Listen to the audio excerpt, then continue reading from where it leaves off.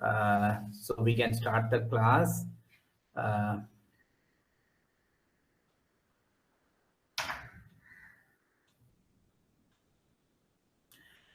The last class we have seen about financial reporting analysis, or finance analysis reporting, and we have completed those things. And end of the class, I gave some questions to practice.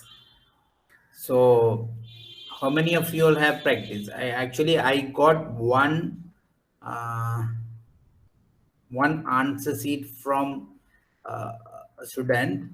I think Uzain or somebody. So I'm correcting it. I will send it that feedback to that student in 1 or 2 days. So before that, how many of you all have tried? And if you all have any doubt on that, then first of all, before going to the new topic, I can clarify those questions and then enter into the new class, the new topic. So anybody has a doubt?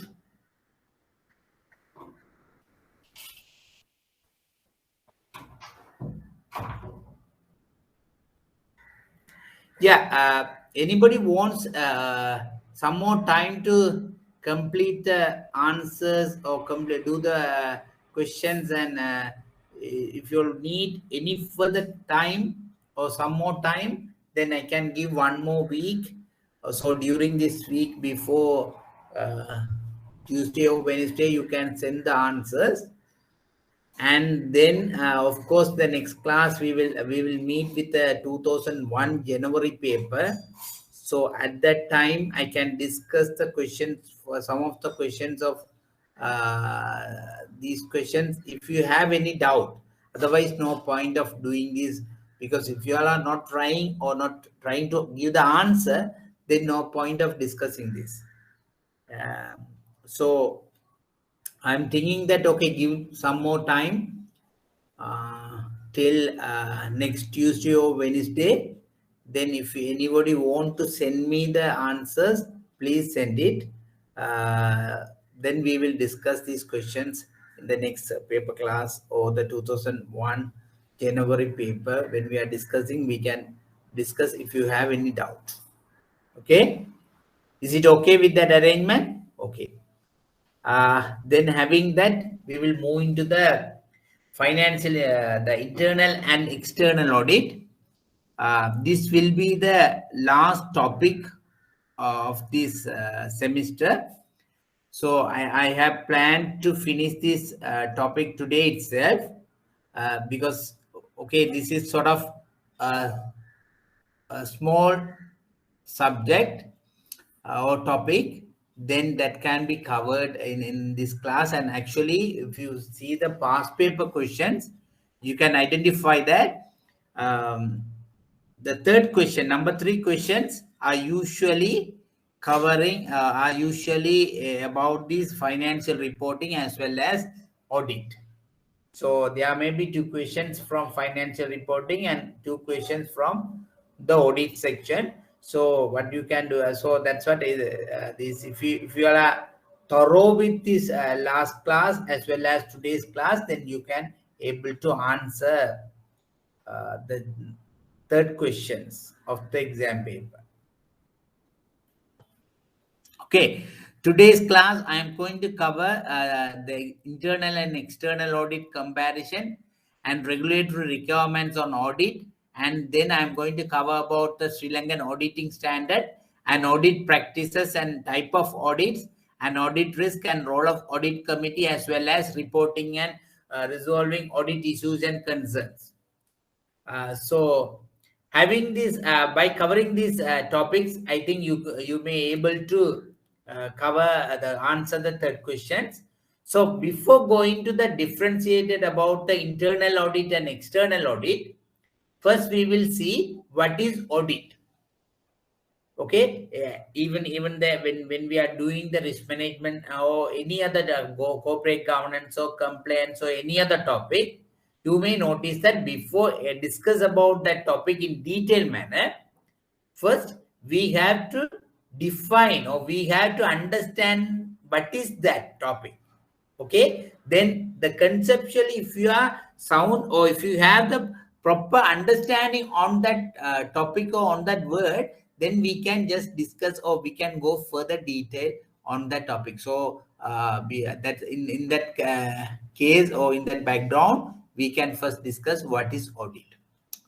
So here the definition is giving an audit is a systematic and independent examination of books, accounts, statutory records, documents, and vouchers of the entity to ascertain how far the financial information as well as non-financial information. You have to keep in mind for not only financial information, non-financial information of the entity present a true and fair view, acceptable and reliable.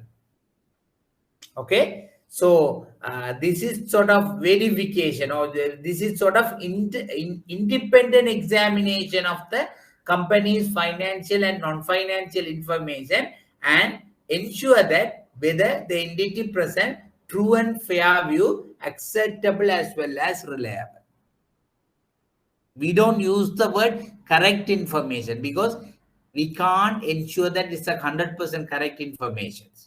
So that's what we are using the word acceptable and reliable information, whether the company management present the true and fair view and acceptable and reliable.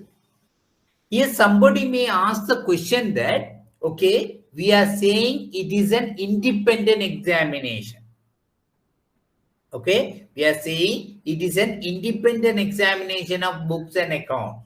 Okay, but when we are considering the audit, there are internal audit as well as external audit.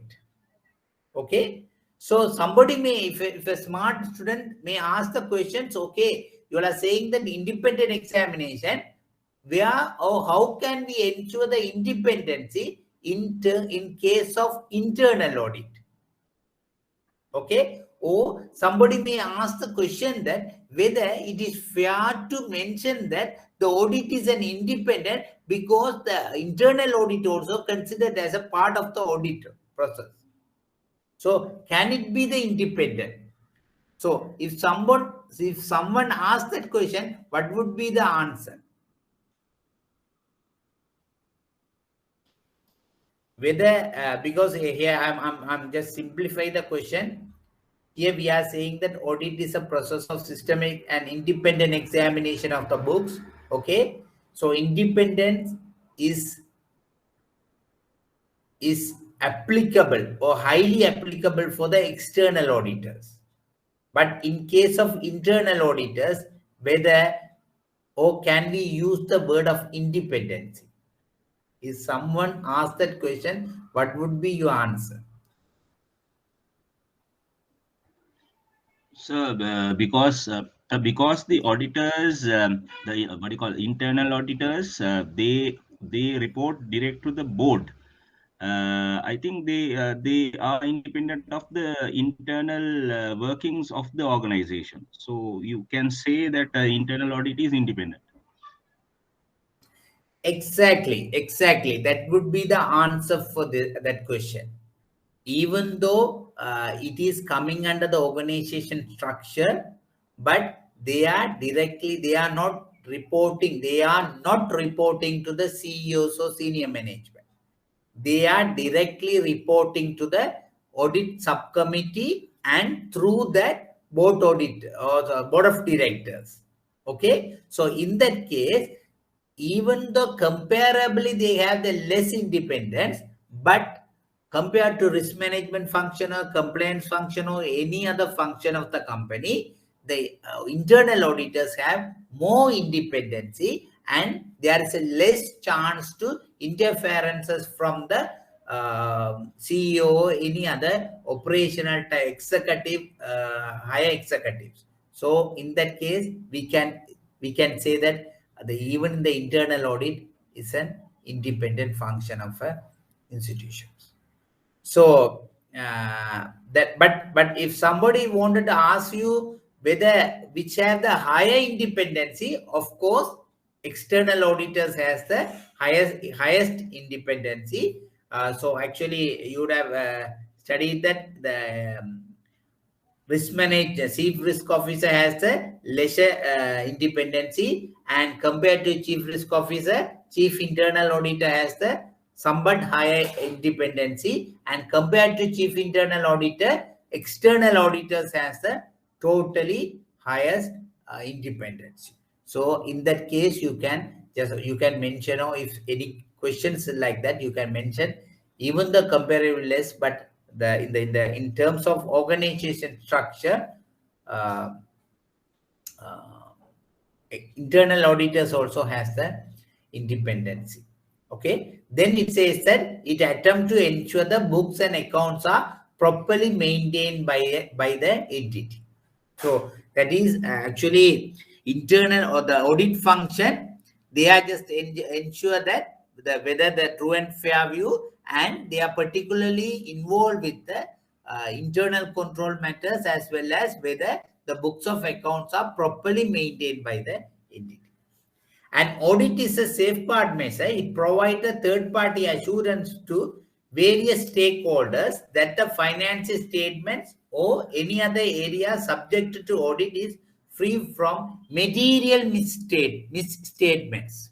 That is an important, because it's the audit function is sort of assurance. They are giving assurance, and it provide an assurance to various stakeholders. It may be management, it may be shareholders, it may be regulators, sometimes it may be potential investors. Okay, so there are various stakeholders. It gives the assurance to various stakeholders that the financial statement of any area. Why we are saying the any area? Because sometimes they may audit, or external auditor or auditor may audit some financial statement of the company. But sometimes we may give, later on we will see that, sometimes we may give the specific assignment to check that area, whether is there any mis in the statements in there. So in that case, they are going to check the only particular area. That's why I say that any other subjected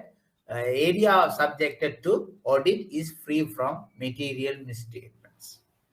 So that is the purpose of the audit, and you have to keep in mind the auditors are giving assurance to the stakeholders. Okay, then audit term is mostly applied to the financial information of an entity. In addition, other areas subject to audit in financial institution include compliance, internal control, risk management, and etc. Actually, even though auditors are particularly focused on financial information of the company, but not only that, or they have not limited to that. Okay, they may they may audit other functions as well, compliance function, whether the compliance function is properly, and mostly obviously they may involve with the internal control function of the company, because they may particularly internal auditors, even external auditors, they may have the proper concern about the internal control system of the company or corporates. Because internal control given assurance to the auditor also, okay, there's a proper internal control system, then there will not be any misstatements or misrepresentation in the accounts and numbers. So that sort of basic assurance is created through the internal control function. And of course, risk management. These auditors may have more concern about the risk management function of the bank and finance companies or any finance institutions, and they may examine, independently evaluate the risk management. And these days, of course, if you see the IT audit, because information technology side and how it's functioning, is there any operational risk created through the IT functions and all, the auditors may concern. So generally the audit is mostly focused on financial information, but they may not limited to the financial numbers. They have covered other areas as well: compliance, internal control, risk management, IT audit, and etc. That's what in the initial paragraph, when we are defined the what is audit, we just say that financial information as well as non-financial information. And there are many type of audits, but mainly we can divide the audit into two sections. First one is internal audit, other one is external audit. Of course, you all may have understanding about the internal audit. If you have an external or difference between the external audit, or those who are new to the these sections, I can just give a simple example. The internal audit is sort of audit function within the institution, within the company, finance institution. It is mainly appointed by the management of the company, okay, also established by the board of directors. And internal audit function, so they are just fixed into the as a part of the structure, organization structure of the company or finance institution, but they may function independently. And these internal auditors are mostly concerned about the internal controls of that particular company or finance institutions. And even though they are checking the numbers and all, they may mostly focus on the internal control system of the company's activities. And external auditors, of course, they are totally outsiders of the company. They are not fit into the structure of the organization, structure of the particular company or corporates. They are totally outsiders. And this time to time, every year, maybe once in 3 years, the company give the assignment to the external auditor. Here, the main difference is, we can say, external auditors are appointed by the shareholders at the annual general meeting. Okay, so majority of the shareholders, what they will do is, they will majority of the shareholders agree, and they will appoint an external auditor at the annual general meeting. So these are the two main difference between the internal and external audit. So this is a simple understanding, you may keep it in mind. Okay, there are two main sections in the audit. First one is internal audit, other one is external audit. And actually there are several segregation, but this is the main. And I think the next slide we will see that what are the different features of the internal and external audit section. Before going to that, if you have any doubt or anything in this section, you can ask. I have your paper, and I have gone through the half of the papers, and I have some observation on the papers as well.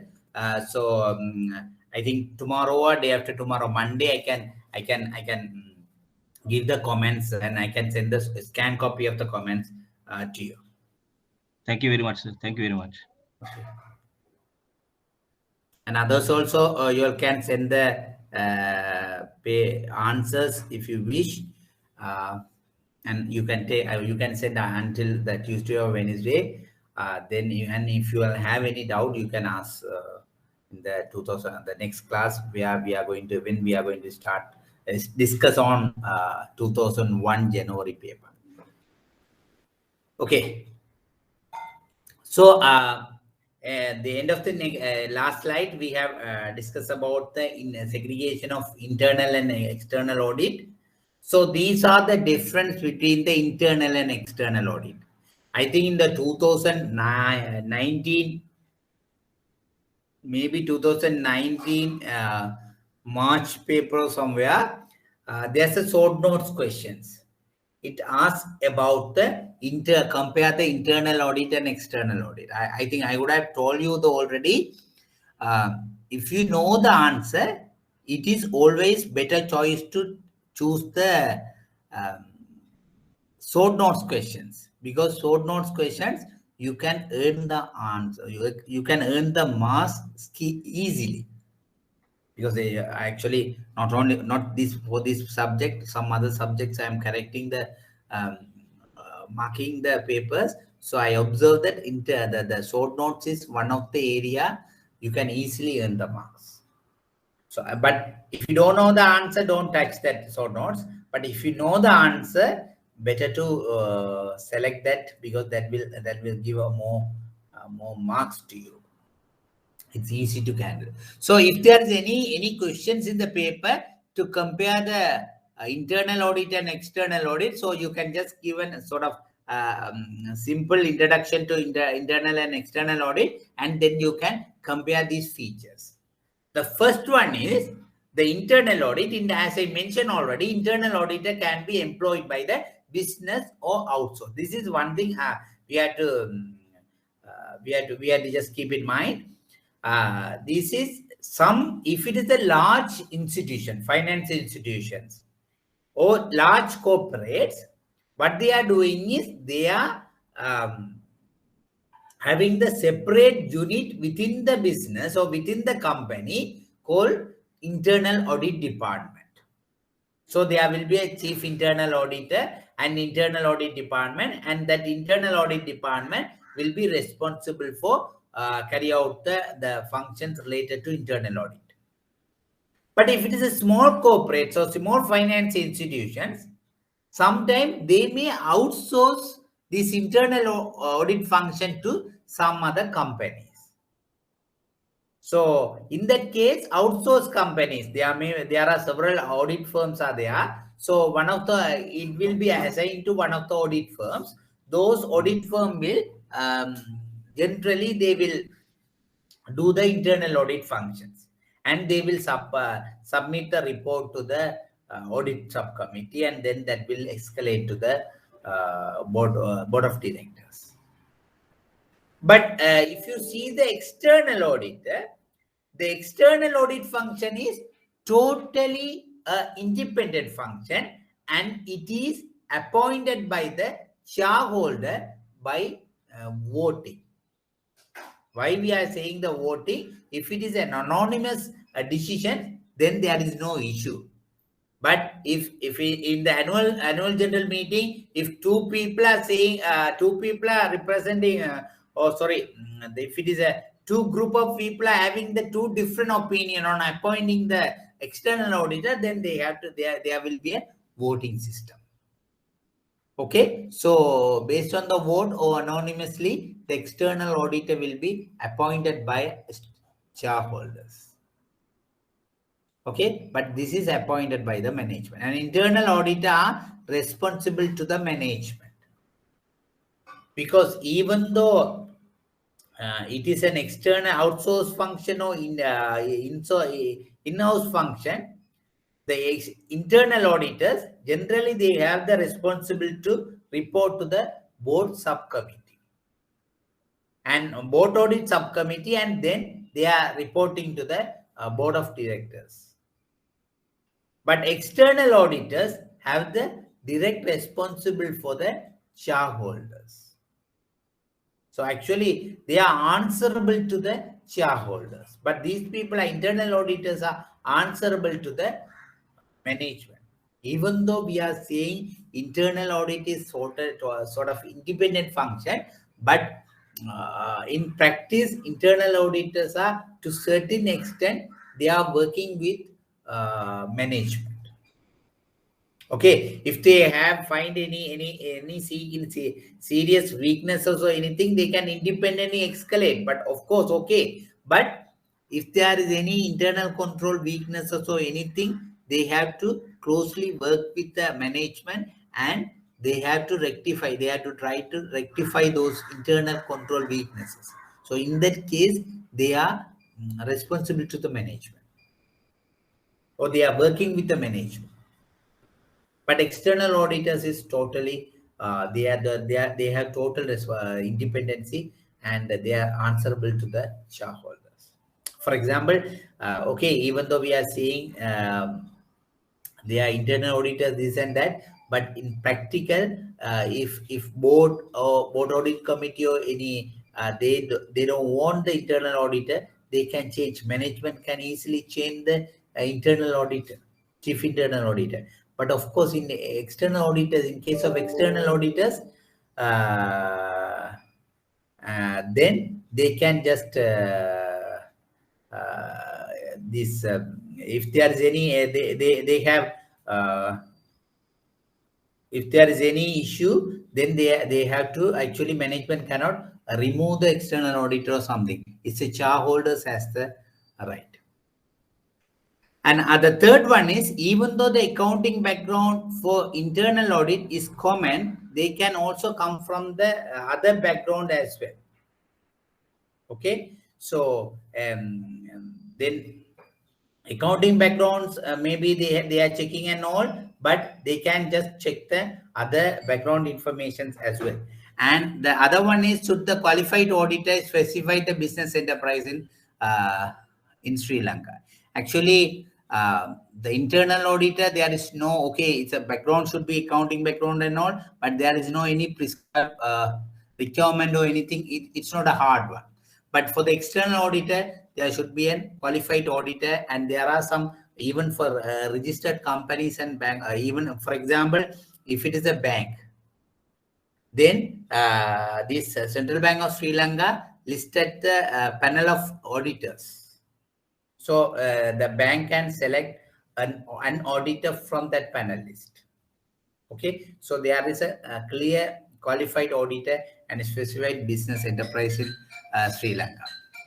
And the third one is, internal auditor provide advice, other consulting assistant to management, and they examine issues relating to company business practices and risk.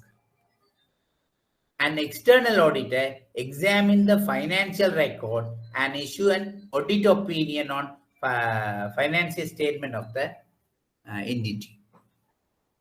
Okay, then internal audit agenda is to integrate light of the business risk of an objective. External auditor program of a work based on its assignment of the risk of the accounts being materially misstated. Actually, the main focus of the internal audit and external auditor is somewhat different. The internal auditor mainly concerned about whether the internal control of the institutions are proper, whether the particular bank and financial or any other corporate or face or exposed to any business risk, or if there is any objective, they are facing risk with regard to the objective.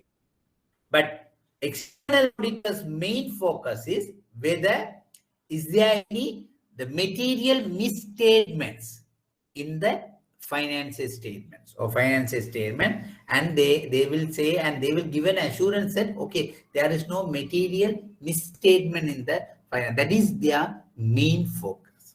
And internal auditor can issue their findings in any type of report formats. But external auditor, there is a prescribed reporting formats. So in that prescribed reporting formats, they have to just they have to go through. They have to follow that prescribed accounting format for the external audit function, the external audit reporting, which we will see that actually I have given one of the sample report also, and in that report you can see what are the areas it has to be included. An internal audit report are used by the management, and external audit reports are used by the stakeholders such as investors, creditors, and lenders. So there are internal audit reports and external audit reports, and internal auditors are conducted throughout the year, and external auditors conduct a single annual audit. So their functioning time also different. Actually, sorry, 1 minute. So internal auditor conducted once in the external auditor are conducted once in a year. So they are just conducting, they will be given some assignment. Okay, check the annual accounts, and that accounts will be checked, and they will given sort of reports to the shareholders. But internal auditors throughout the years, they have to continuously work with the management, and they have to continuously check with the different audit internal control function of different divisions, and throughout the year they will function. So these are the main differences between internal audit and external audit. Do you wanted to ask anything? Any questions or comments?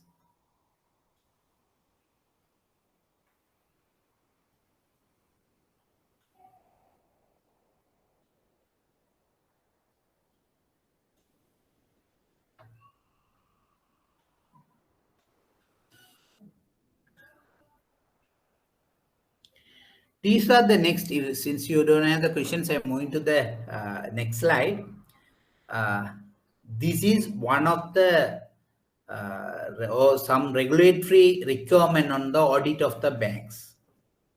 The first one, it says that under the Banking Act for external auditors, there's a list of qualified auditors, audit report and time period are specified.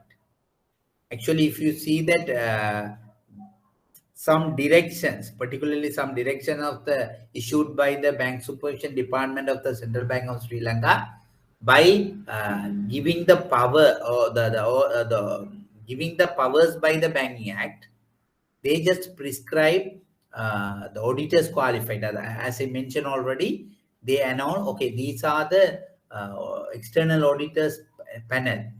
Okay, so they can, banks can select one of their from one of their auditor from that panel list. That is first one. The second one is audit report. The audit report also, what they can do is they can just produce the audit report as there are some information, additional information they are asking, and there's a time period. Actually, in the time period also they have to comply with the time period, which we have discussed in the last class or previous class. I think, if I am right, 5 months, within 5 months from the financial the end of the financial year, they have to produce audited accounts to the central bank. So the requirement specified in the Banking Act about the audit of banks. And then the second one is central bank direction on corporate governance, also saying that there are some requirements on related to the audit function. So it says that the external auditors and audit committee and this, what is the external auditors independence and reporting scope and rotation of the audit partners. Okay, even though they can continue with the one company, the audit partners has to be rotated. I think within 3 years or something, there should be a rotation. And qualification and composition, there are some requirement under the corporate governance direction of the central bank, which we have covered, I think, in the corporate governance section. Not particularly, but you may have the idea about the corporate governance function of banks and finance institutions. So under which this audit function is corporate governance direction issued. And other CBSL direction and guideline on internal and external audit of banks. There are guidelines on external audit, outsourcing of audit activity, mandatory internal audit requirement. Actually, one of the things I can say that it is mandated that there should be a board audit committee on audit function, board audit committee. So that is mandatory requirement for every bank. So these are the some other direction of the central bank also required for that functions. Understand? Anything, if you'll have any doubt or anything. Actually, this is a more theoretical base. I think I don't. There is nothing much to explain or numbers. Like last class we have discussed about the ratio analysis and all that, of course, numbers and all, but this is not the numbers. This is just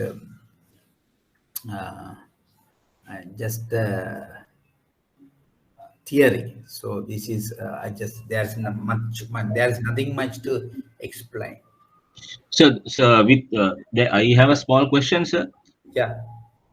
This with regard to the process of doing the financial accounting. in the question, sample question that you had given, there was one particular question: what is the role played by each unit? Can I kindly know what the finance department will do to initiate this process? I mean, what is their role in this accounting, getting the accounts in order? Yeah, actually, if you see that our the last class slides on that financial process. So the first function is basically it's related to the finance department. The draft finance statements is directly involved with the finance department directly involved with the draft finance statements. So if you work in the banks and finance company, you may get to know, or otherwise generally you may know that idea.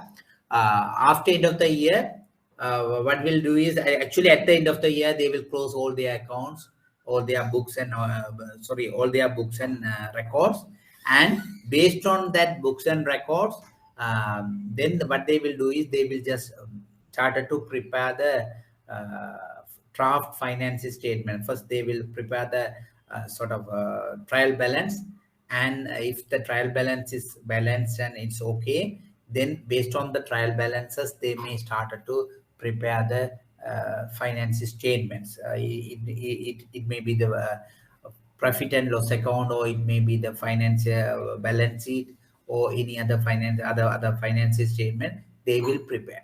So actually these financial reporting process are initiated initiated by first finance department. And once the finance department prepared the finance statement only, then it will go to the board audit committee, and then the board of directors, and then audit function, starting the audit function, and etc. So I think the finance department play a major role in the financial initiating in the financial reporting process, and they are the people initiating, and they are the people keep the records, and they are the people balance the record and initiate to prepare the draft finance statements. Is it okay? Yes, sir. Thank you. Thank you. Okay. Any other questions?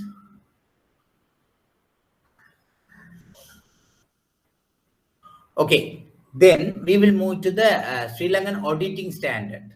So we know that there are two type of standards generally an accountant or audit people dealing with that. The first one is accounting standard, other one is Sri Lankan auditing standard. And Sri Lankan auditing standards both are issued by the Institute of Chartered Accountants of Sri Lanka, ICSL.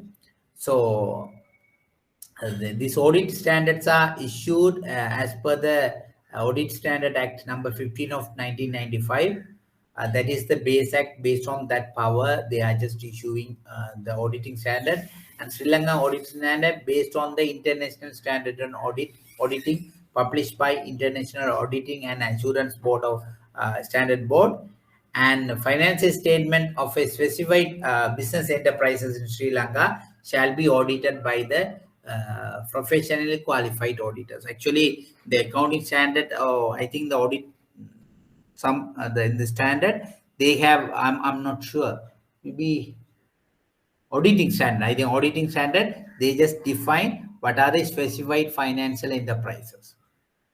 And based on the specified, then if for the specified financial enterprises, that financial statement has to be prepared in a prescribed format, and they are compelled to follow the accounting standard, and there should be a professionally qualified auditors. They should have they only can carry out the audit function of that specified business enterprises. There are some definition for that. Actually, I'm not remember the definition right now, but there's a definition. Actually, these small enterprises are now won't capture under the specified financial enterprises. Maybe these small enterprises will not capture that. And Sri Lankan auditing standard can be classified under the following area: respective responsibility, audit planning, internal control, audit evidence, using work of other experts, and audit conclusions, and audit report, and specialized area. Actually, I can just explain you the using work of other experts, because if the auditor may not have expertise knowledge on every areas. So if an external auditor wants to use some, for example, if it is IT audit or model validation, likewise, if there is any specialized area, they can use the other experts in the audit functions, and there should be some procedures, so they have to follow that procedure. And these are the major categories of the independence of the auditor's opinion. This auditor's opinion can be divided mainly to two sections. One is unqualified audit opinion, unqualified opinion. Other one is modified audit opinion. Unqualified audit opinion means that is the best audit opinion, and it is sort of giving create green signal for that account. So they are saying that best possible audit outcome and most frequent opinion. Generally, this unqualified audit opinion are given by the auditors, and since when the company is a corporate or finance institution, they follow all the accounting standard and all. They are giving this unqualified opinion. So they say that its accounts are representing true and fair view. There is no misrepresentation. So assure the public that the auditor has examined the financial statement and is of the opinion that financial statements are present fairly in conformation with the applicable accounting standards. So that is sort of clear report. And other thing is sort of some concerns are there. So in that modified audit opinion, actually I have already mentioned you all, there are two type of audit opinion. First one is unqualified opinion. Second one is modified opinion, audit opinion. So in the unqualified opinion, I say that it's a clean, it's a green signal. There is no material misstatements in the accounts.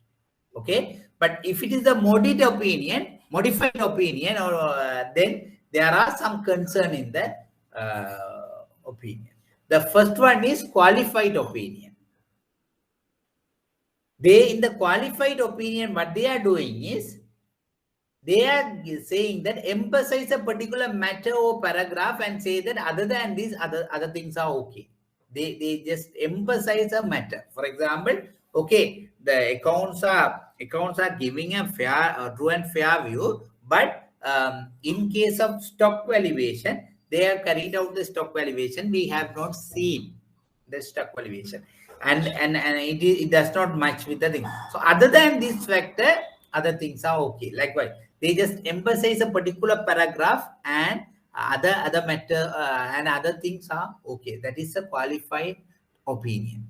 An adverse opinion in the sense, audit financial statement don't fairly represent the entity's financial position. This is sort of adverse opinion, and there are significant departures from the applicable accounting standard.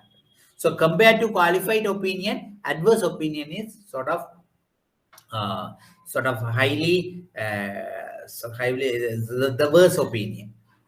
And when compared to the qualified opinion, and when an auditor issue an adverse opinion, the report will specifically state the reason for that opinion. They are saying that this audit is the first one is okay, green signal, there is nothing.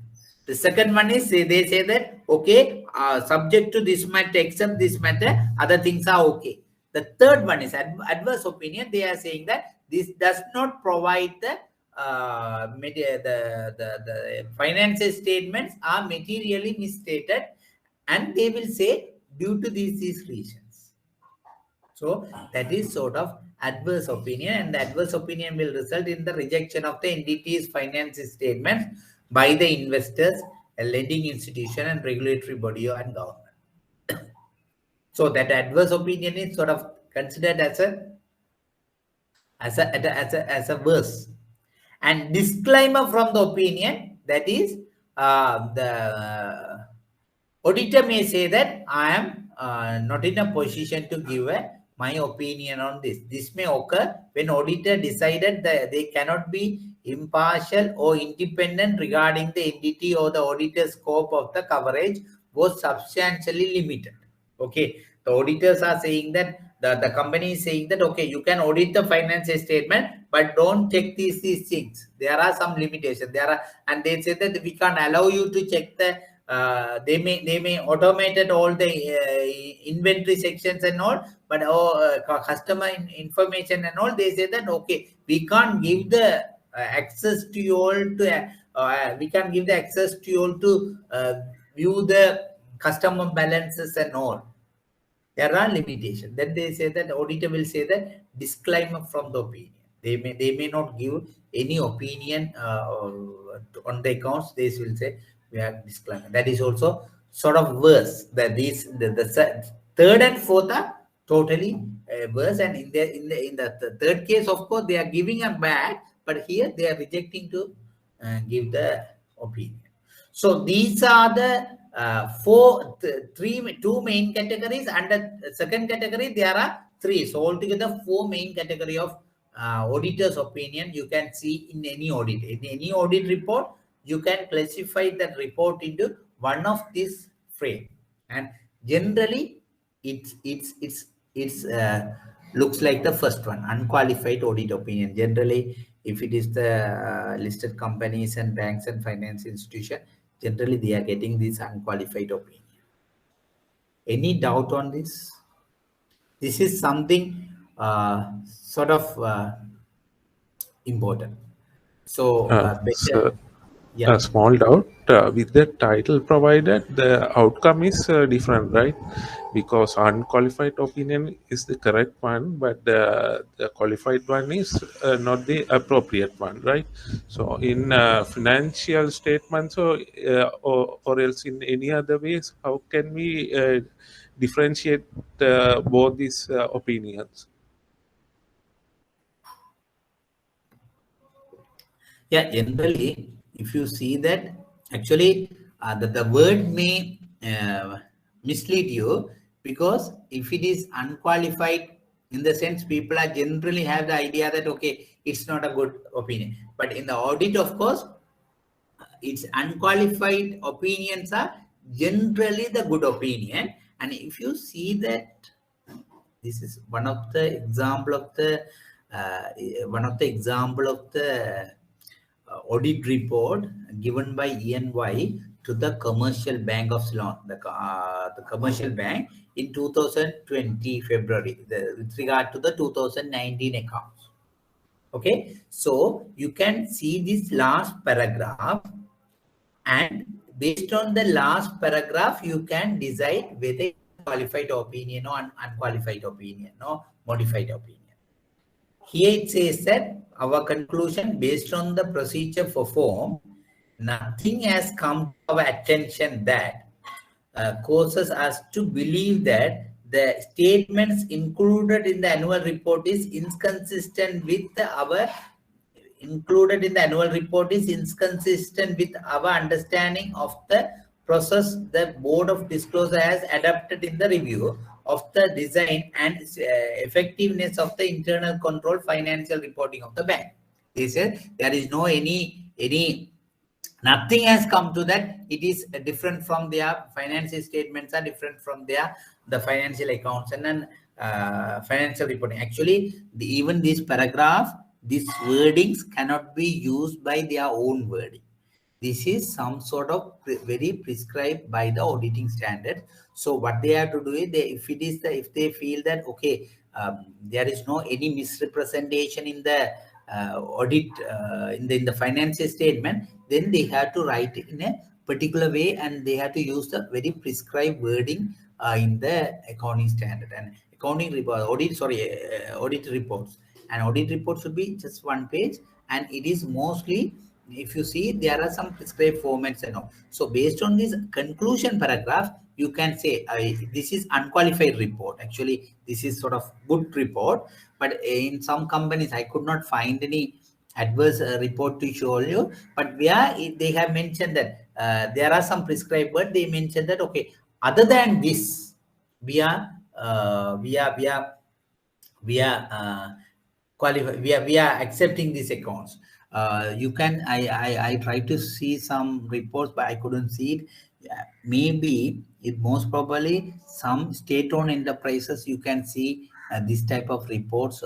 Maybe Auditor Generals would have given this type of report, that some modified reports. So by seeing this paragraph, for your question, I can say that by seeing this paragraph, you can identify whether it's a unqualified report or modified report.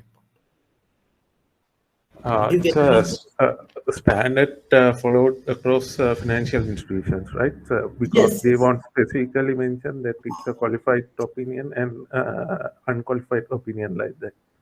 No, they won't specifically mention that it's a qualified opinion or unqualified opinion. But if you see the wordings for the unqualified opinion, they have to use a prescribed wordings or prescribed paragraph, and it is prescribed by the accounting body, the Sri Lankan accounting standard. They can't use whatever they want. Actually, it's very specified wording has to be followed by the audit. So based on that, based on this conclusion, we have to identify whether it's a qualified or unqualified audit. Or qualified Okay. or, sorry, whether it's a qualified or modified audit reports. Did you get the answer? Yes, sir. Thank you. Okay. Any other questions? Because I'm taking some time, because even when I'm studying this the accounting class, we had some confusions and all, because first of all we are just seeing these unqualified words, and then in our mind it's fixed into some other picture. Then when we are reading something, it's coming to some other picture. Then maybe some confusion. So that's what I'm taking some time. If you'll have any question, you can ask even at the class. So, as I mentioned already, these auditors are external auditors. After audit and all, they will give an audit report. And the audit report, this is one of the sample audit report. Before seeing that, we can see what are the things available in the audit report. Actually, generally, they will put the title. Okay, they will put the title of the audit report, and they will put the addressee, to whom they are addressing, and then they will put an introduction paragraph.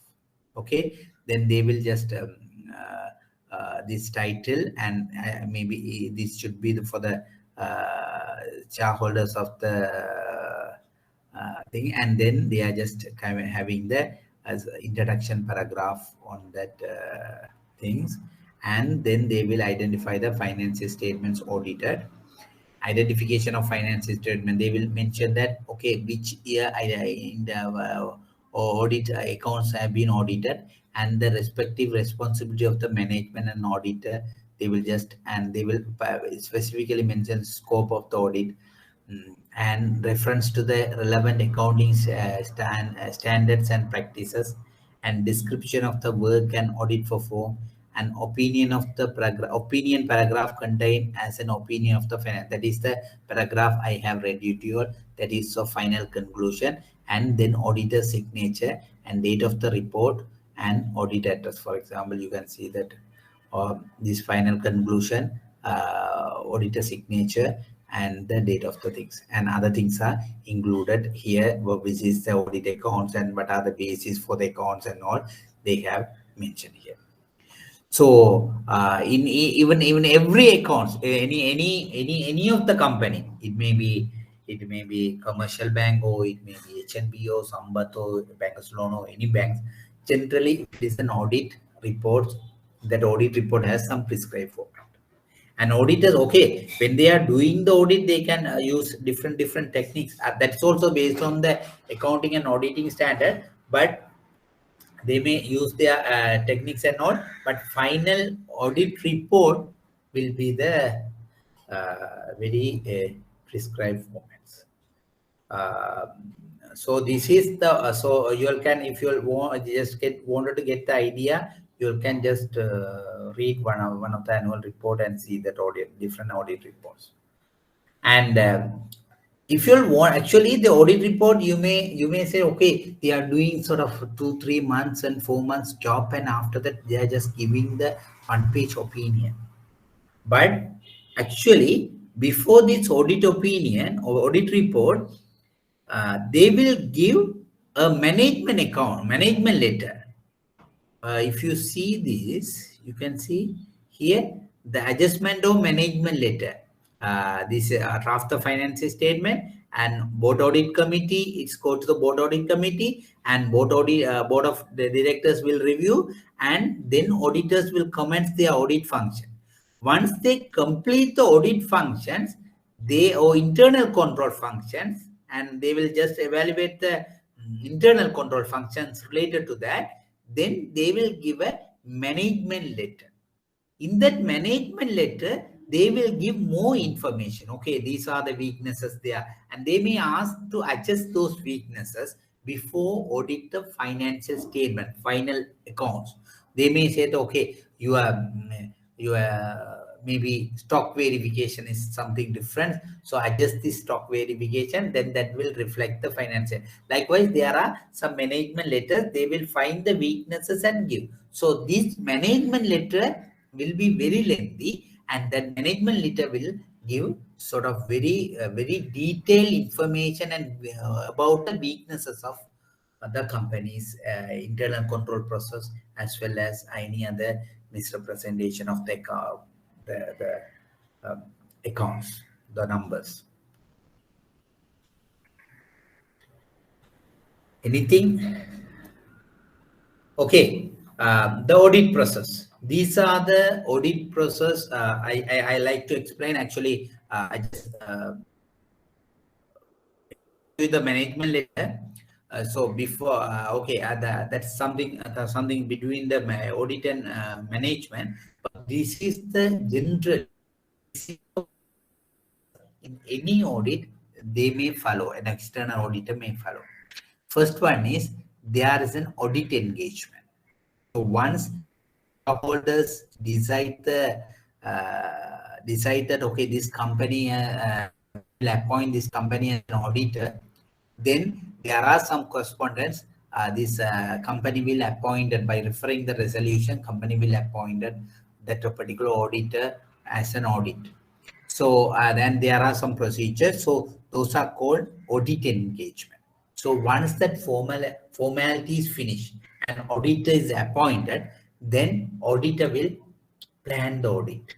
That is the second part, audit planning. So they may decide, okay, they may say, okay, this bank, and they may have they are based on their experience and accounting standard requirement and all, they will plan their audit. Okay, so when they plan that audit, and they will decide, okay, these areas last time, these are the areas, because the audit is not 100% checking. These generally the random checking, and so they will decide on what are the areas, important areas, and what are the things has to be checked. For example, even in our examinations, the bank examination, we don't check the 100%. So we will say, okay, generally if it is a credit risk, we will take top 20 customers or top 15 customers and related party customers. Likewise, there are some things. So chief examiner will decide. Likewise, the chief audit partner will decide what are the planning has to be do. And then they will test the control, internal control. That is the important part. They will test the control based on some sample check. They will test the controls and all, and checking that, ensure it. And after that, they will do the substantive procedure. So that will be the detailed auditing procedures. And then after the completing the detailed audit procedures, the completion of the audit. Based on the completion of the audit, and they will compile it, and then they will prepare the report, and the report will be submitted to the management. So these altogether 6 basic processes are getting involved in the external audit process. And internal audit, of course, we can say there are 4 processes. Generally, assessment, planning. The planning, if internal auditor, we have seen there are 2 main difference in the, there's a main difference between the internal auditor and external auditor. The internal auditor is a continuous process. Throughout the year, he will carry out the internal audit function. But external auditing is an assignment-based audit. So he may once assigned, he'll start and finish it and just leave it. So internal auditor, he will has to just plan the audit here. As like external auditor, he also will plan the audit. And so internal audit questionnaire. So before starting the year, or before the beginning of the year, the internal auditor may send a questionnaire to all the departments. Okay, what are the functions you are doing, or is there any new functions you have added during the year, or any functions discontinued this year? Likewise, they may collect the information, internal control questionnaire. And after that, what they will do is then they will audit scope. They will decide the audit scope. For example, in a bank, there may be several divisions. Okay, maybe 30, 40 divisions there. So they may decide, okay, this time we will cover this much of divisions. Okay, for example, if it is a branch network, last time we have checked the southern province. Okay, this time we will go to the central province or eastern province. Likewise, they will decide. Or then they may decide, okay, last time these are the credit functions out of the treasury function. We have checked this function. Okay, we will check these other some functions. Or the foreign currency operations are some risky, so we'll check that. So likewise, they may decide the audit scope and objective, and then they will start. Then once they finish the planning, then they will do for the audit assessment. That is field work and evaluation testing. That of course the detailed manner is going on. So they will evaluate the internal control process, and they will test it, and there are any financial information they may check, and any internal control weaknesses and all, they will do the assessment. So once they do the assessment, what is the object? The main they will move to the main function. They will do the reporting part, because communication is the most important thing. Okay, they can plan the audit well, they can assess the audit well, or they can assess the audit function in a good manner. But if they don't report, or they don't communicate that findings in a proper manner, then no point. So the communication of audit finding is an important thing. And so they will prepare the report, and what they will do is they will submit that report to the board audit subcommittee, and then escalate to the board of directors. And actually, this external auditor functions may end with this point. But here, internal auditor, what he has to do is, he has to do the follow-up. Okay, whether these things have been rectified by this department. Because they are throughout the year they are doing, and then they are part of the organizational structure, they will follow it, and the confirmation of the plan of actions and audit response verification and all, they will follow it. And again, then the next year they will plan, assess and report, or next term they will, next quarter they will plan, assess and report. It will be like a cycle. So the main difference between the external auditor and internal auditor, of course, is a one-off function, and they will engage based on the objective, and they will do it and exit. But here it will be like a continuous process. Any doubt you want, or any questions?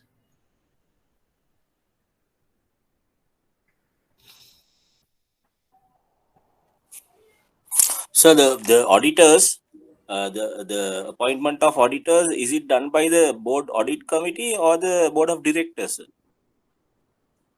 I'm not sure, but basically It has to be board of auditors. Sorry, the board of directors.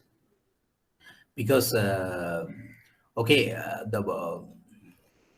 board audit, board audit committee is sort of in the structure. They are between the internal audit department and board auditors, and they are just giving sort of technical support to the board of directors.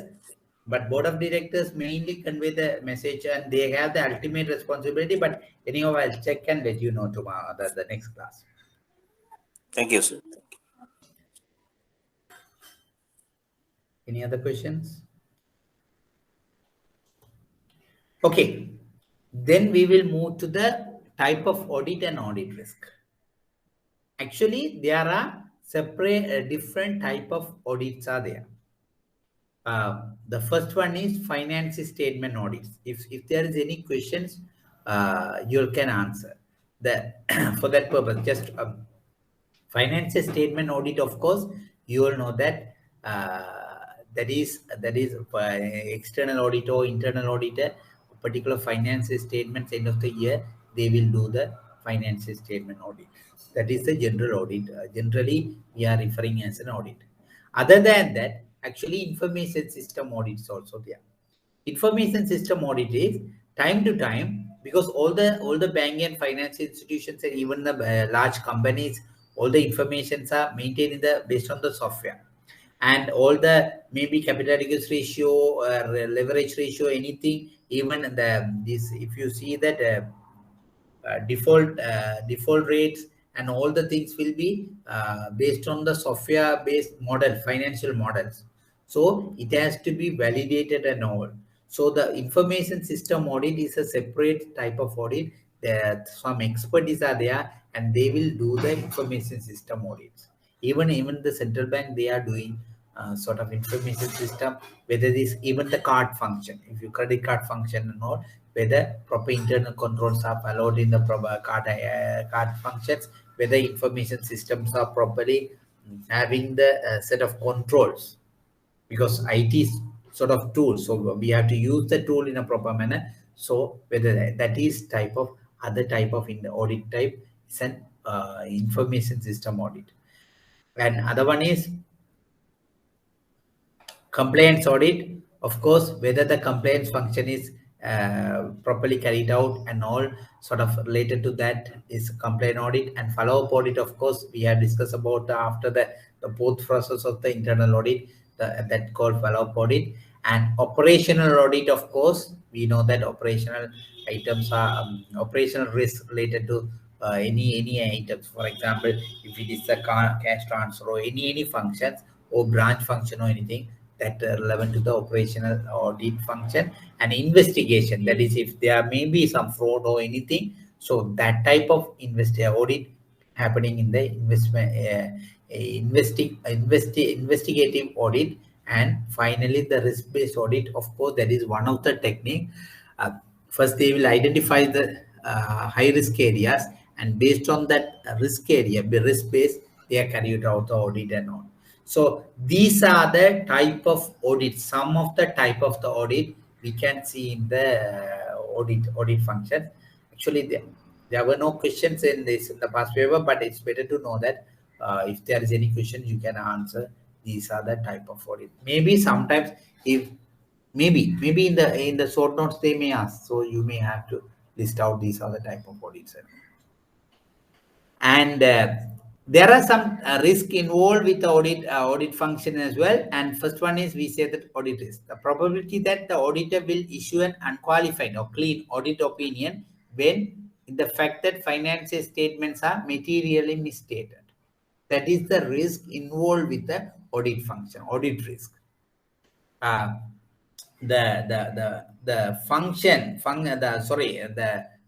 audit may be carried out and they have audited and everything is completed, but the auditor could not catch the material misstatement based on his knowledge or fair knowledge, but the financial statement are materially misstated.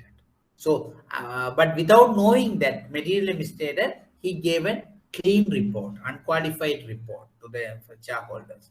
Then of course any risk arise from those type of activity is called this audit risk. And of course I heard about that in a foreign country it's happened. The multi-storage buildings, they gave to a contractor to build a multi-storage building, and it has been audited by the auditor and all. Then what contractor did is purposefully he omitted one floor from that building.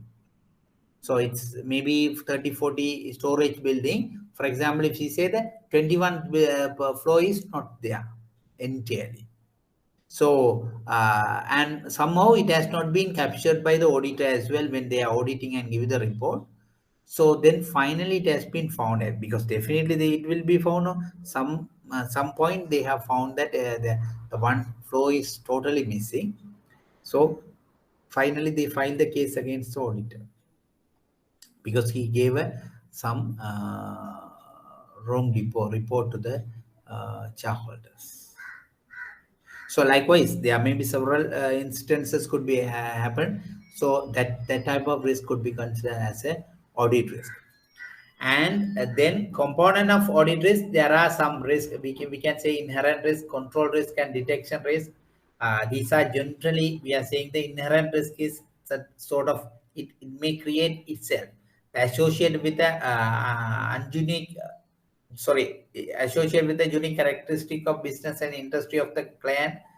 Inherent risk could arise. For example, there may be some business which are very unique characteristics and it's sort of not a common business.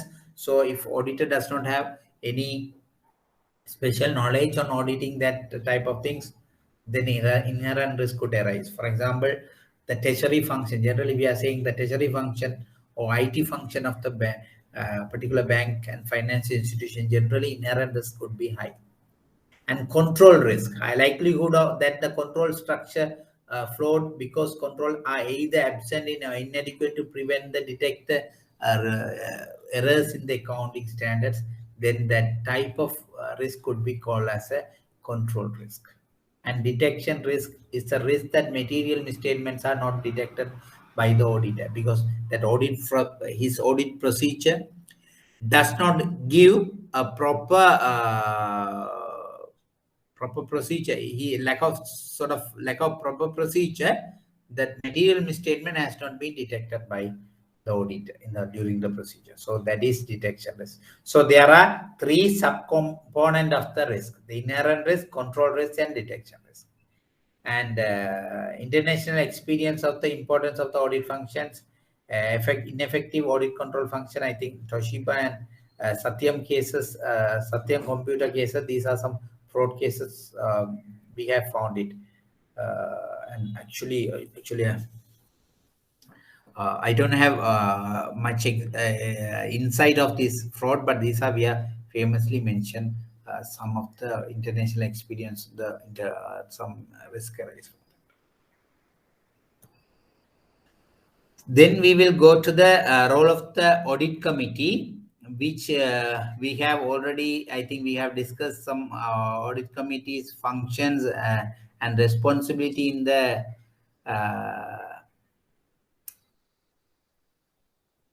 risk management functions as well. But here also you can just, again, I just read it because which we have discussed enough in the risk management function. So the composition of the audit, even the risk management as well as corporate governance functions. So composition of the audit committee, the chairman of the audit committee shall be independent, non-executive director with qualification experience in accounting and audit. You would have remembered that when we are studying the corporate governance, we have studied about the independent and non-executive directors. So here the chairman of the accounting committee should be an independent and non-executive director with a qualification and experience in the accounting and audit. Okay, just for a quick check, but who is non-executive director?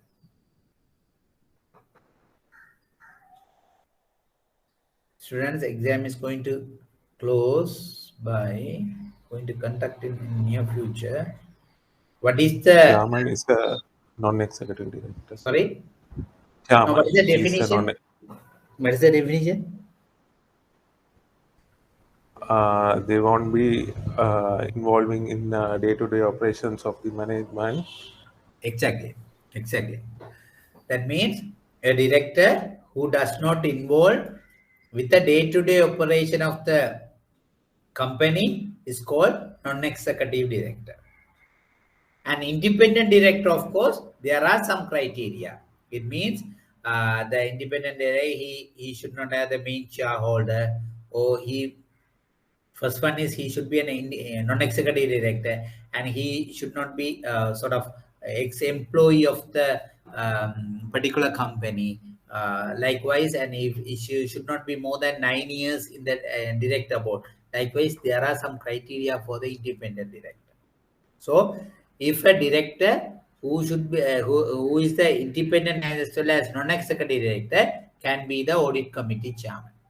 Why we say that? Because then to maintain the independence of the audit committee. And all members of the audit committee shall be non-executive director. I think I remember these things we have discussed already.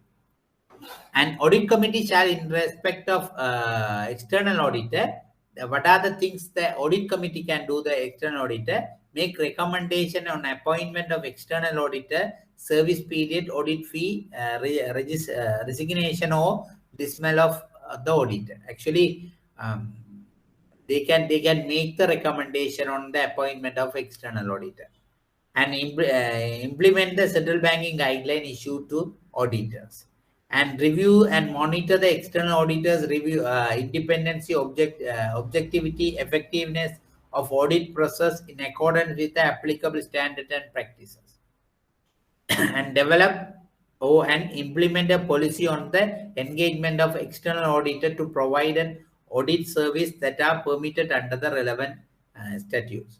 And before the audit commencement, discuss and finalize with the external auditor the nature and scope of the audit, and review the financial information in order to monitor integrity of financial statements and annual report and the quarterly reports prepared and disclosures, as well as review the external auditor management letter and the management responses. These are very straightforward things. I think you can just read it and get the idea. These are some of the audit committee function with respect to external auditor. So if we see this first function, I think this will give an answer to the question one of the students asked here, whether the audit committee is appointing the auditor.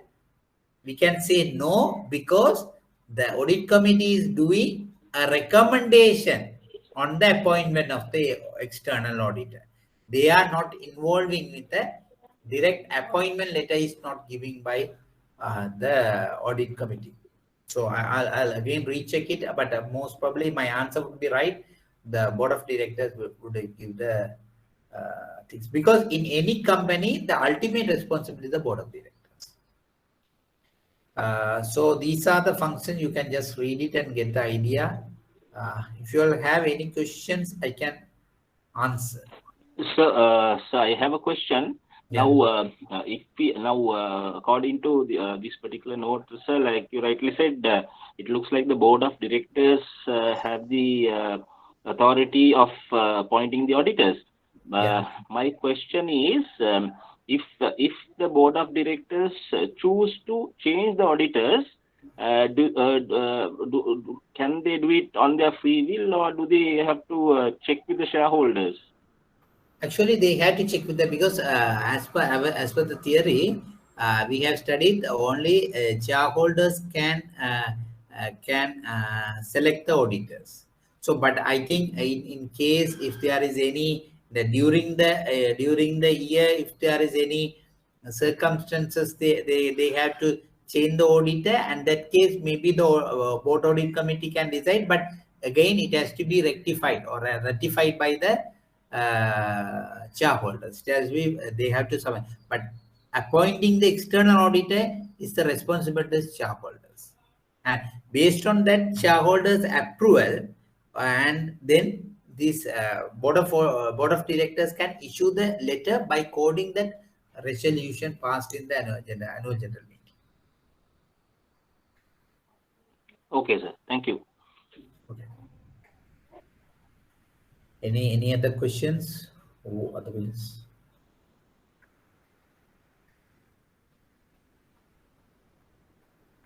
Okay. Then this is also a continuation of that the role of audit committee. This is audit committee shall respect to internal audit function. That is actually audit functions responsibility in respect to external auditor.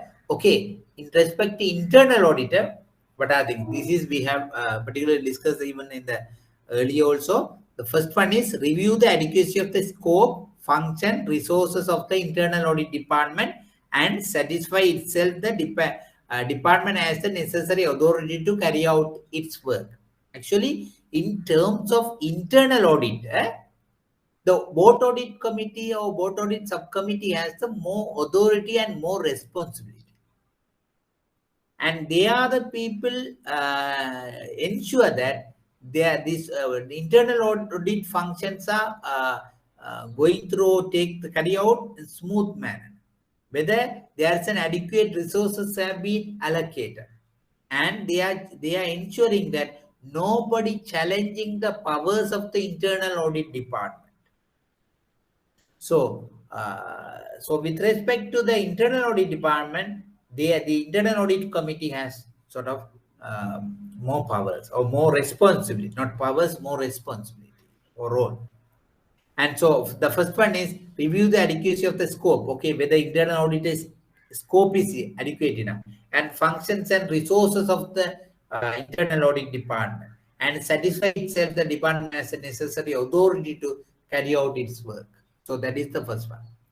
The second one is review the internal audit program and ensure that appropriate actions are taken on the recommendation of the internal audit. Okay. There is no point if the internal audit carried out and they are making some recommendation and that recommendation has not been implemented by the business unit, then there is no point. For example, they are saying that okay, a particular branch, the cash transactions are not the proper internal control has not been followed when they are maintaining the cash functions. So in that case, okay, they can recommend, but if the branch manager does not comply with the recommendation, then no point of having the internal audit. So the board audit committee or the internal audit committee has to ensure that appropriate action has to be taken based on the recommendation, and review the appraisal assessment of the performance of the head and senior staff of the internal audit department. Actually, okay, internal auditor, chief internal auditor have a more independence. Okay, but that has to be assessed by the board audit committee, and his performance has been appraised by the board audit committee, and recommended any appointed or termination of the head or senior staff members. So generally, it is highly recommended that the removal of the chief internal auditor or senior staff going to the the audit committee, and ensure that audit committee is apprised of recognition of senior staff members of internal audit department, including the chief internal auditor, and provide an appropriate opportunity to resign senior staff members to submit the reason for resigning. So these are the things, and finally ensure that internal audit function is independent of the activities it audits and is performed with the impartially, proficiency and professional care. So this is we have discussed actually internal audit function free from any conflict, or there should not be any conflict of interest. For example, there is a senior staff in the internal audit department. He is in charge for the finance department ledger section or some maintaining vouchers. He has the both functions. In that case, when they are doing the internal audit function related to the voucher of the finance department, vouching of the finance department, then there will be a conflict of interest. So the audit committee has to ensure that there is no free from any conflict of interest. So these are the audit committee function with respect to internal audit function of a particular bank or finance institution. Again, audit committee meeting, they have just prescribed audit committee meeting. Audit committee shall meet regularly with due notice of issuance to discuss and shall record its conclusions.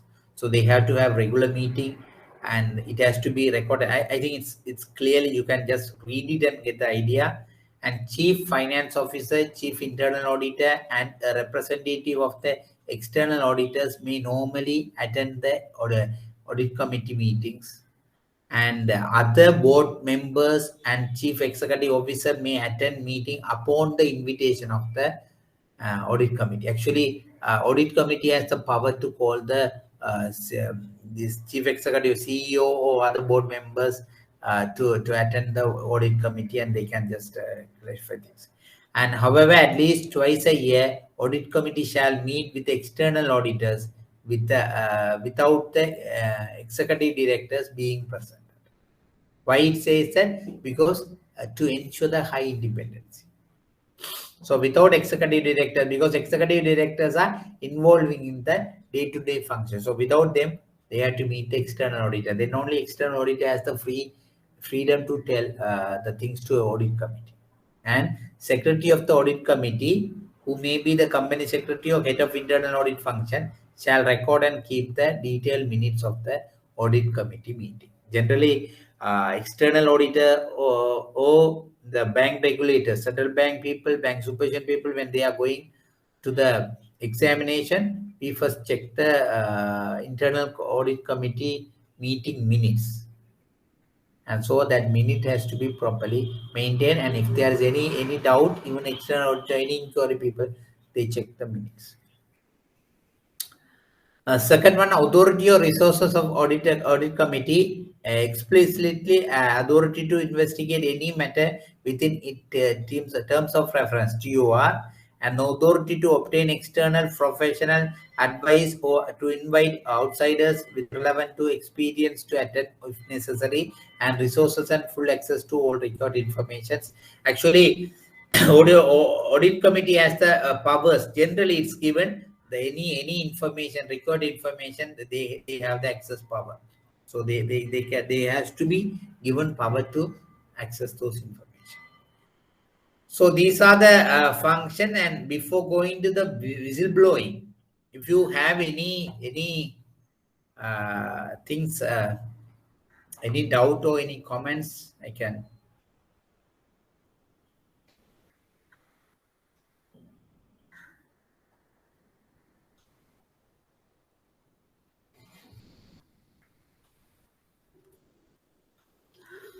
Okay, what do you mean by the whistleblowing? Or have you heard about whistleblowing? Yes, sir. That's about that is disclosing to a third party some inappropriate occurrences that is happening in an organization. Yes, exactly. Actually, it may be third party or it may be employee or any stakeholder. If something goes wrong about the in an organization, they can, by mentioning their name or anonymously, send the information, pass that information to the committee. Maybe if it is ethics committee or anybody, they can just pass that information. So that is called whistleblowing. So generally, it is considered as one of the risk management and compliance tool. If something goes wrong, they just inform that. Even the employees may inform. For example, if my boss is doing something wrong, I may whistleblow to the top. Okay, there are something goes wrong. Please inquire it. I can make it by mentioning the name or anonymously. But the whistleblowing, some people may misuse also in the institutions. That just keep in mind.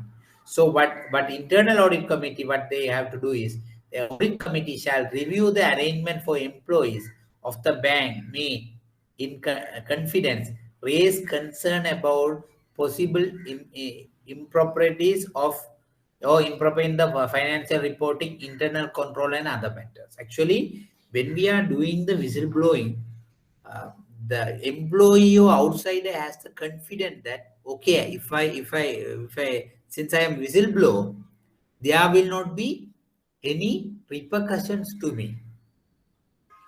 So that type of confidence has to be created as a by the audit committee. Okay, they have to ensure that there's a proper arrangement for employees of the bank may, in confidence, raise the concern about the possibilities. Recently, you may heard about that in US, one of the employee in the Facebook whistleblow to the Senate, US Senate, about some of the Facebook activities. And I think 2-3 weeks before it happened, or 1 month before it happened, and it has been the then Senate appoints some committee, and it has been I saw some news item in the BBC and all. Then it gave because their main allegation is some algorithm. By using some algorithm, they are just creating some make it the viewers as addict, like that, some whistleblower. So this is one of the employees just whistleblower to the US higher authority. So there should be the whistleblowing can be happen, okay, in the even in the bank or in any finance institution, even any corporate. There may be some people or even outsider can do the whistleblowing. So audit committee has the role related to the whistleblowing. So I think this is the final slide. The reporting and resolving the audit concern. So actually, external auditor concerns maybe pass it through the management letter and audit reports. Audit report, of course, if it is a clean report, there won't be. But if it is a modified reports, they may pass that. And internal audit also may pass the audit concerns. First one is line management is required to review all audit findings and provide actions plan for date of implementation. So what they have to do is they have to the line management has to give the appropriate dates, deadlines. Actually, that's what the follow-up function is important in the internal audit. So once they found it, they have to just pass it to the internal line management, and line management has to go through it and has to give their feedback, where they have to give a implementation date as well. Then management is responsible for monitoring corrective actions on weakness as reported by internal auditor. So management has a responsibility, that's obvious, to corrective. Otherwise, no point of having the internal audit function within the bank and finance institution. And chief internal auditor establishes and maintains a formal follow-up process for monitoring and ensuring management actions have been effectively implemented. And senior management, CFO, CEO, periodically review the high-risk outstanding risk recommendations. So they have to, if there is a risk recommendation, they have to review it, and they have to see whether it has not been occurred in the future. And CEO meets periodically with the chief internal auditor to review the audit reports and outstanding recommendation and to obtain input on risk and controls. Actually, CEO has to meet internal audit and all, but sometimes it may CEO may have the influence on chief or internal auditor on this process, but audit committee has to give sort of or assure that this internal audit, the CEO not influence the internal auditor's function. And audit committee receive periodic reports on high risk audit recommendation that have not been resolved. So once it's reported, internal auditor reported, and he's looking the follow-up actions, then if there are some items have not been resolved, then the CEO's meeting in Chief Internal Audit has to try to sort it out. And even that has not been resolved yet, then that has to be escalated to the audit committee. An audit committee trying to sort it out, that matter. But in some case, even the audit committee cannot solve that matter. What will happen is it will be escalated to board of directors level. So these are the some procedure related to the internal audit concerns and all. I think with that, this this today's class is getting to sort of end position. So do you have any questions? Or what I can do is, if you'll have any question, you'll feel free to ask. Otherwise, what I can do is I can just quickly go through the 2019 September paper.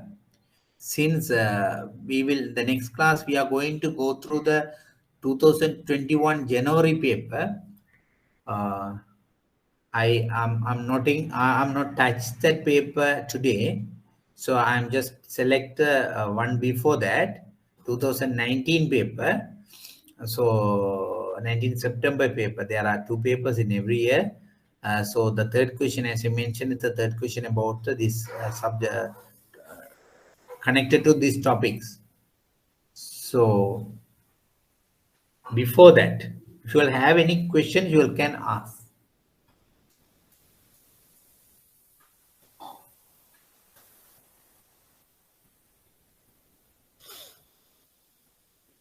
Okay, since you all don't have the questions, then I can maybe I can ask the answers for this question from you all. The financial in every question, if you see the past paper, structural questions, there may be sort of narrative statements, sort of very short statements. Before they asking the question, they will give sort of statement, and based on that statement, they will go to the questions. So here they are saying that financial reporting is the disclosure of financial results and related information to management and external stakeholders as to how a company is performing over a specific period of time. The first question they are asking, what is the financial reporting process? Briefly discuss its importance to different users of financial information given in the financial statements. So this is, you can write even for 20 marks, but this is that, just keep in mind, they ask for 5 marks. So what is the financial reporting process?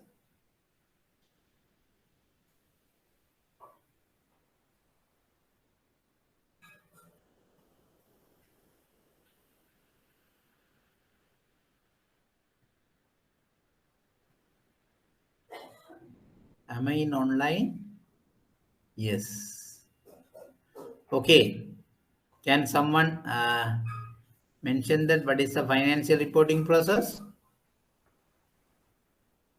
We have studied this. It shows the current financial position of a bank or financial institution to different stakeholders, including the people who have deposited and the shareholders, others. Yes. That is the publishing financial status of the institutions, company or financial institution to its stakeholders. And there are 5 type of financial statements are published, and you can just read the process. It has been prepared and prepared, and it has been passed to the board audit committee, and it has been board of auditors, and then audit functions and all. This financial reporting process has some state, and the importance to the different users. Actually, investors may use the management. First, management may use to take some information to their managerial information and strategic plan and all. For the second thing is for shareholders to ensure whether they are getting enough return for their investment, whether to ensure that whether their investments are safe, and regulators to ensure that the particular financial institutions are perform based on the required standards and procedure requirements, and whether they are safe and sound.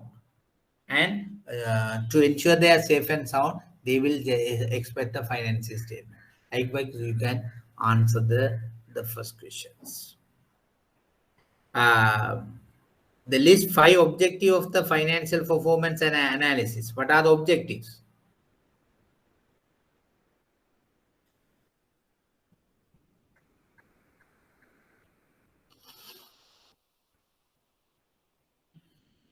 If you give the answer of this slide, it may be the answer, the objective of the finance performance analysis. Okay, to strategic planning, decide the expansion and new product, to identify the areas and sectors to be improved, to identify the different type of unidentified risk and risk mitigated, and to compare with the industry sector and peers with the strategic plans, to decide the capital planning, to assess the level of profitability and quality of earnings and all. Okay, so if you see this, if you just mention these points, that would be enough. Or you can just even little bit you can elaborate. Students, the next class, of course, I will not what case it I will not just telling my answer. Just read the question and telling my answer. Actually, I'll expect the answer from you all. So please prepare and come to the class. Okay, so and they are going to be exam in maybe of the beginning of the next year, or maybe in 2-3 months. So better, it's good time to start the studies. So just go through the notes again, and if you have any doubt, you can make use of the next class to clear the doubt. And please prepare for exam, and prepare for the exam paper and come. I am going to discuss 2001 January paper. So I'll ask them to upload the 2001 January paper in your study portal, so you can get it if those who don't have the papers. Then what is the meaning by the creative accounting? Briefly explain how creative accounting affects the true and fair view of the financial statements. Can someone answer this question? What is the meaning of creative accounting? Actually, we have not discussed this in the class. I'm just asking. If you have any idea? Creative accounting is not following the standard procedures when creating the financial statements. Creative accounting usually involves using fictitious data to create to manipulate the actual information to showcase that the financial institution is performing well. Yeah, exactly. Actually, in the simple word, we can say that it is the window dressing. So actually, without rather than giving the true and fair view, giving sort of good pictures on the companies which are not true and real. Okay, so they can manipulate the accounts and all, giving some good pictures on the companies, good position of the companies. Then it affect the account and it affect the true and fair view, because it may highly misstate the financial statements or information. That means when compared to the statement that their records, the financial statement may be misrepresent the records. So there may be difference between the records as financial records as well as accounts. So that is called creative. Creative account means we can simply say that giving some good picture of the company, but which are not realistic. In a case. And if you keep in mind in the window dressing, you can answer the question for this. And the final is, it is important to make adequate disclosure in the financial statements. Are you agree or not? it is important to make adequate disclosure in the financial statement. Yes. Agree. Because they are, the purpose of the publishing financial statement is to disclose the adequate information to its stakeholders. And different stakeholders may have different interest on the company.